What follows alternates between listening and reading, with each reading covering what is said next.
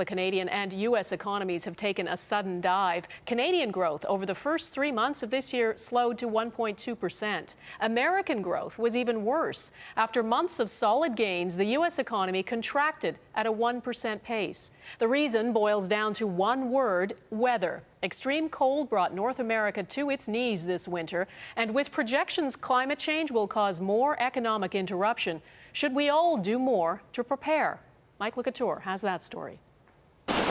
With the cold and snow a not-so-distant memory for most Canadians, here's another reason to hate last winter.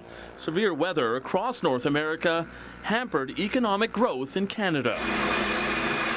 Now, that weather didn't whittle down profits for Arlene Anderson, but her baseball bat company nearly took a hit. We were getting quite nervous this spring because a number of our loads that had been booked were delayed. And of course, it was through no fault other than Mother Nature. Toronto's ice storm crippled the country's largest city in December, putting a chill on company investments there. While on the prairies, grain transport was halted by massive amounts of snow. Now, environmentalists argue climate change will only lead to more extreme weather. The NDP says the government refuses to take climate change seriously.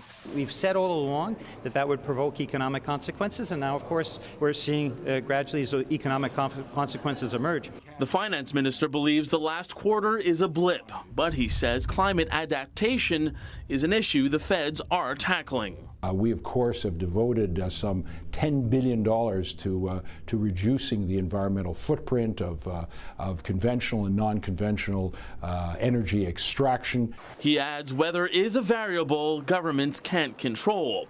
But economist Ian Lee points to the Alberta floods as one case where governments can mitigate weather damage by discouraging people from rebuilding their homes on floodplains. They can say, okay, going forward, the government will not give you emergency measure reimbursement if you are in an area that's designated as dangerous. Back at the bat company, Anderson's profits have swung back to normal.